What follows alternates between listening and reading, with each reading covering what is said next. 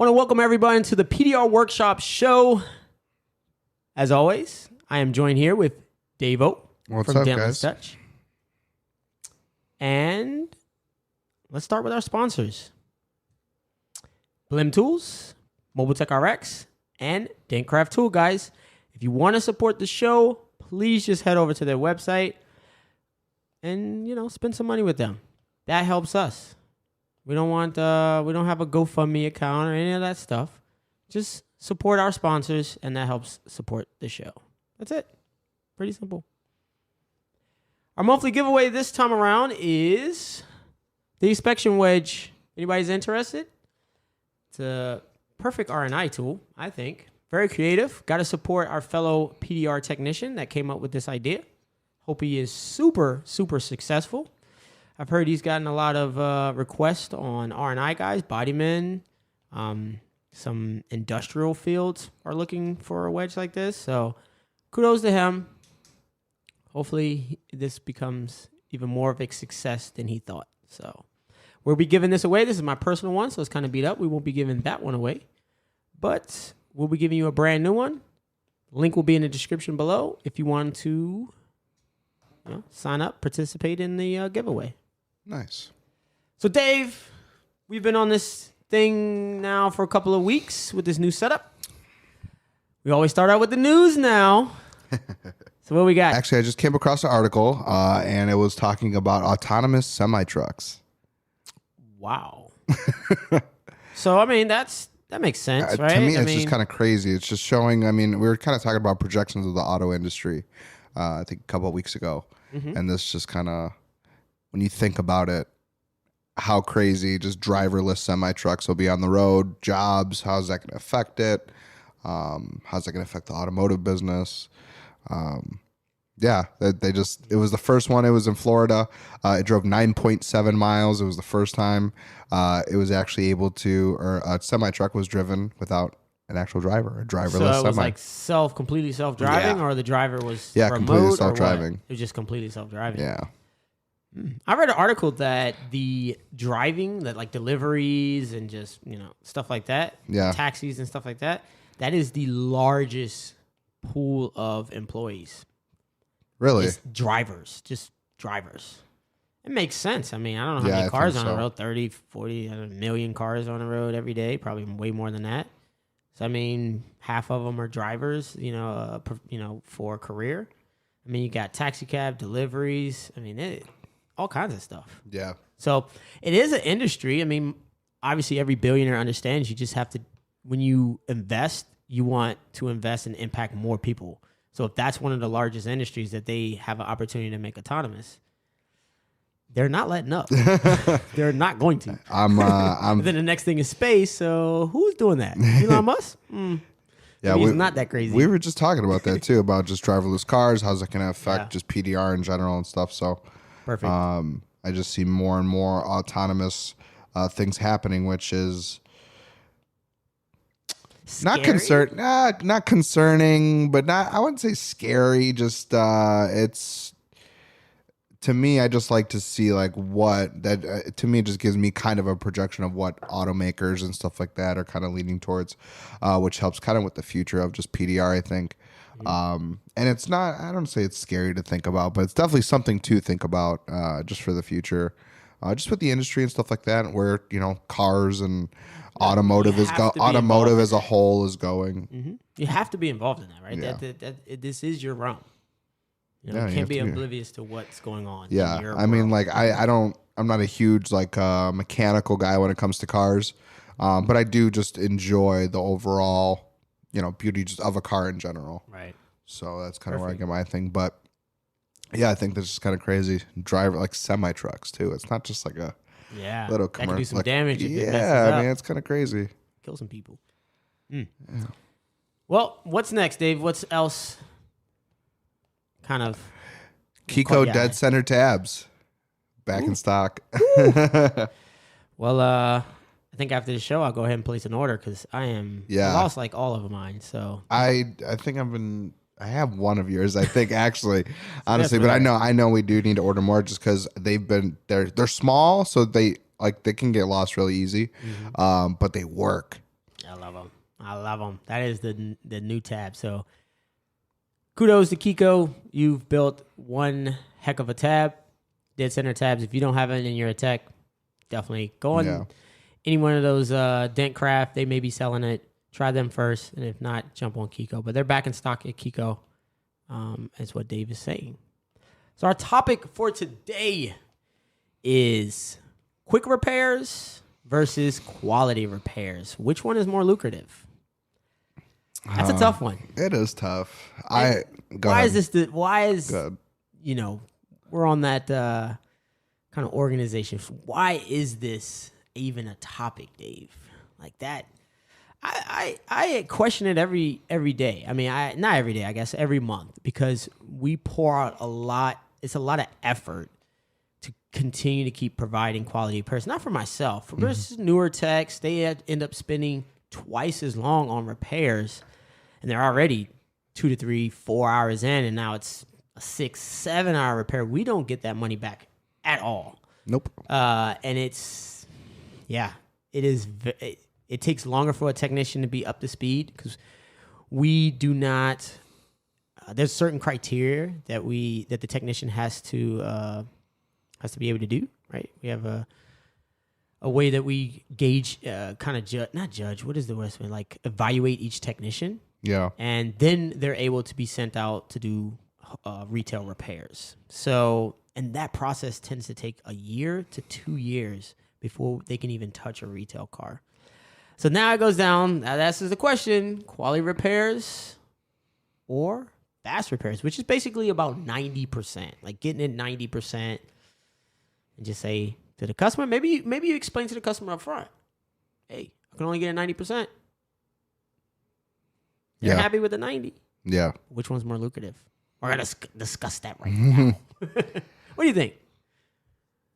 I think faster repairs are just, to answer your question bluntly, I think faster repairs are more lucrative. Okay. Just quickly. It is. Yeah. So just tell the customer 80%. That's it. There and you go. Be done with it. Thank you. Oh, yeah, that's great. So what draws you to the quality then? Just personal. I think for me, it's personal, just integrity. Yeah. Just having integrity. See, from a business mind like myself, that's where everybody can come in and do 80%. There's nothing different in it. Nothing different from you to the next guy. And so to offer that quality, that's what the ideal customer is looking for. If you kind of create that avatar of that person with his Tesla Model 3 or Model S, I think it's S, right? Yeah, Model S, whatever it is, it's a $130,000 car.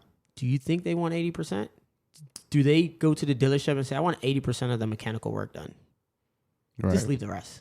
But charge me the same price or charge me a little less. I'll use 3 quarts of oil, not 4. Yeah, exactly. 3 is good enough. I'll save that $13 on that quart of oil. You know? Yeah. And I think in this industry, we have the option to just say, hey, it's only can be about 90%. Why do we have that option? Probably because of the information that's out there. Like there is no information. So the customer has to go off of the tech has to have integrity for himself. The customer has expectations, but they don't even know what to actually expect just due to the nature of what we do, because it's not. I don't want it perfect. I just want it to look better. Yeah. And then you got. Then how come when they go to the body shop, I think a lot of times that, I guess I can't say that because I'm not there in the body shop with the people up front all the time, but I just feel that most customers aren't walking in there and saying, can you just make it look better? Like, no, they're going to be like, hey, can I get an estimate for my car? That's just. Yeah, but even they don't do it.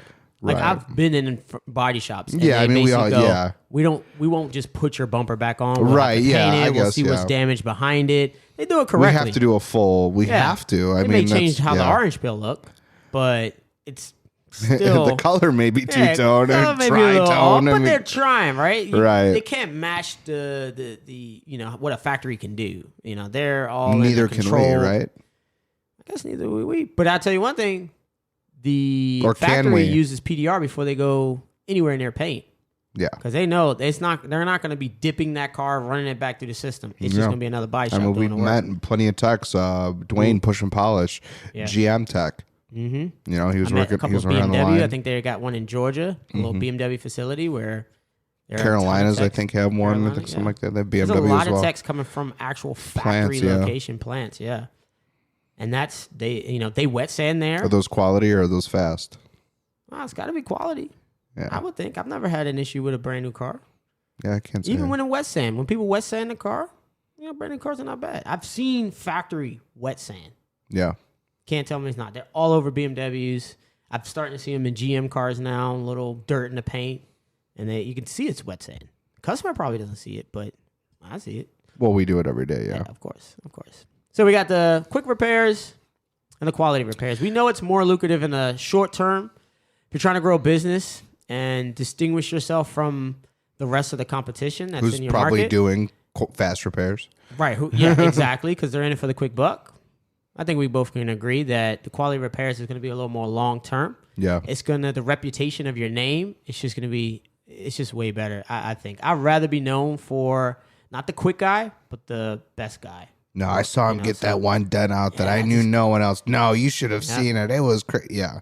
Because what happens is you get that same thing for the quick guy, but then I'm like, you know what? Let me look at it. And that guy has 20 years of body shop experience, and he goes down the right.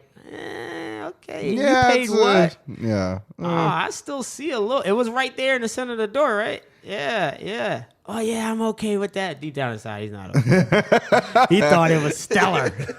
The tech, because 80% customers may not see. Right. So that wow factor. I mean, there's so much that goes into PDR, and obviously, like we were just saying, like customer doesn't know what they're actually looking for. Mm-hmm. So when that trained eye gets up to it, or goes right behind, the person who's delivering 80% work, it's like, yeah, there's still stuff there that you can most likely see. Fix. Probably another wave, maybe something. I mean, whatever it may be. The cleanup. It's called a cleanup time. So anybody watch my videos, I just call it cleanup time. Yeah, and that's what it is. And this is bringing up that 80 to the 100. Yeah, that takes the most time. So you can probably get to that 80. So no matter where that person or whoever's standing as far back as they can, looking down that whole panel as flat as possible, and there's no remnants of a dent or we were ever on that panel. It's kind of like I think they call it Pareto rule, and it's basically the 80-20. So 80% of the dent will come up, and then we'll leave the 20%, right?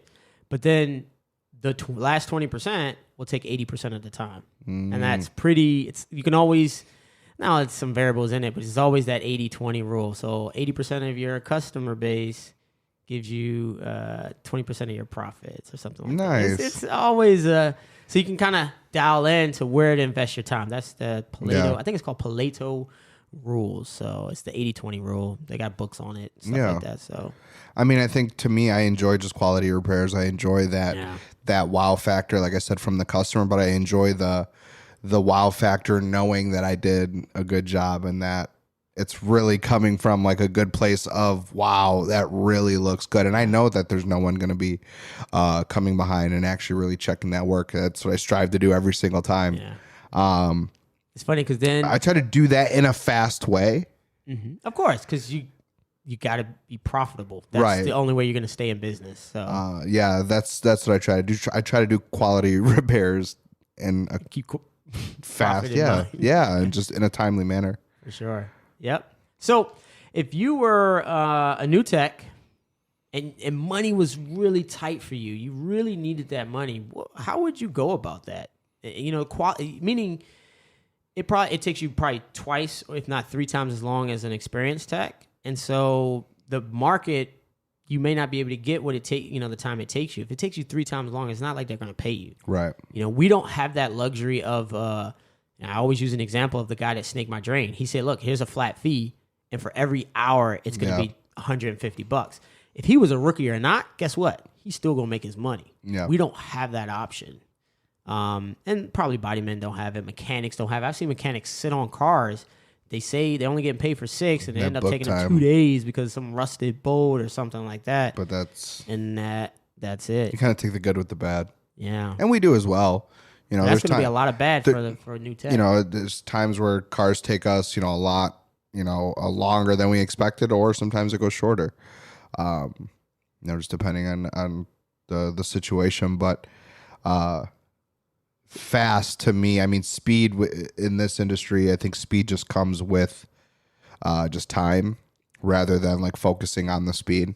I think focusing on the quality first is huge. Yeah. So for a newer tech who's looking to just like make money or something like that,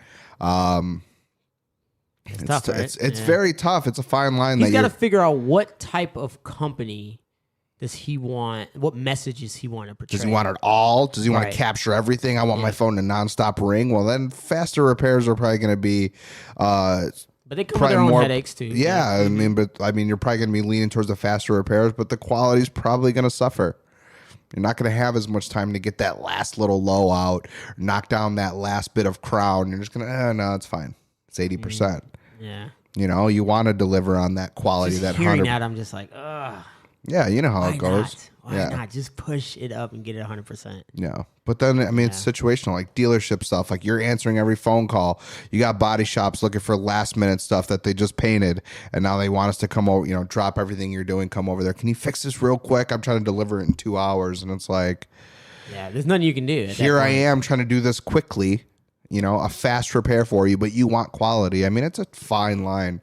Yeah. But my advice for someone like that, I'd be going to body shops. That's where you can kind of dictate your time a little bit more, but also get the money I think that you kind of deserve for some of the repairs. Help you out with R&Is if you really want to lead down that quality. Because that's how I learned R&Is was with the body shop. Just instead of saying, hey, can you R&I that? I'll just do it. And then leave and go there and be on the phone. I actually will watch him. What tool he's using. Oh, okay. Oh, it comes off like that. Oh, you're really tugging and push. Yeah, okay, cool. Yeah. And so that got me exposed to that side of it, the R&I side. Now I don't hesitate to pull a door panel, pull the whole door off, pull whatever I want off. I don't really care. I just count the bolts. I've learned to count the bolts, different panels, different clips. I mean, I just take notes in my head. And I have been super successful R&I and stuff. I haven't had any issues with R&Is, luckily. Yeah. Because it could have been, because even body shops, they're not at that standard of R&Is. Because if they break stuff, it just goes right back on the estimate. Right. I have to take stuff off, and have to take stuff off. And if it's not right there, and it's not right there. And these clips are brittle, they're plastic. Yeah. Oh man! So there's a lot that goes into it. I actually just stepped onto the Cornwell truck the other day at one of our accounts. Okay. And I picked up 2 just clip pullers, just because I knew that the one I had was not. It hasn't been cutting it. You know what I mean? It's been breaking clips. It's been kind of tearing up some of these. It's one just in particular that I was like, wow, I can't get this clip puller on there. So I just went and proactively got 2 new clip pullers, one with a smaller, for smaller ones and one for wider ones, just because I knew that I want to deliver on quality. And if I'm not using the right tools to do that, then, yeah. I got another question, Dave. I know this is nothing is scripted. So the question is, if you're coming from a customer standpoint, what are some of the things that you can look at that will determine if that person is a fast kind of more 80% tech or if he's, more quality? What comes to mind? If you're just driving your car up or maybe the guy's coming to your house, what things can a customer actually... Yeah, it's different. Yeah, it's definitely a good question. I mean, I think off the bat, without even having anyone come to the house, a lot of this can be distinguished just due to online presence. If they are established in the area, there's going to be different forms of just probably digital material out there that you're going to be able to gauge what kind of company that you are hiring. So that off the bat should be there, at least for the customer. They should see that. Multiple avenues of either reviews or just photos, media, content, something before, afters. So that should all, I think, be established. That will, I think, help with what type of company you're going to be calling. Second, what kind of vehicles do they drive up in when they're there? Appearance. Yeah. I was just about to say that we talked about that before, appearance affecting sales. And then as well, just with PDR in general, I think that the technician should be patient. So if a customer is talking to a technician, you want the tech to be patient, confident, answer all of your questions. you don't want them to be kind of like, I don't really know, or hey, I may have. You don't want them to be like kind of wishy-washy or just maybe confused about it. You want them to come in with, they know what they're doing. Maybe they already assessed the vehicle on the way in, so by the time they got up to your front door to, to see you or something like that, they already have a price in mind. The technician kind of already knows all the answers to your questions. You want to be looking for someone like that. That's kind of what comes to mind just quickly. Yeah. When I think about just like a proficient tech. Yeah. I think it's great. I mean, that's what I would look at if I had a question about anything, just on my car or my house, I want the person, if I ask just one-off random questions, well, is this going to affect this? I want the technician to explain to me in a certain way, like, no, it will, or yes, it can, or this is may or may not happen. I want to know all of the options that I may have with this repair process. I want confidence. That's what I need. Nice. Good. That's some good advice, Dave. For sure. All right, that's it. Cool. So we go down a quality path. That's our choice. That's always been our choice for year in, year out, for the last 10 years of being in business. Yeah. And that's it. Awesome. Keep it moving. So guys, want to thank the sponsors again. Please head over to Mobile Tech RX, Blim Tools, or Dentcraft Tools. If you have anything on your part list or tool list that you want to get, please just head over to their website, and that supports us and by supporting them.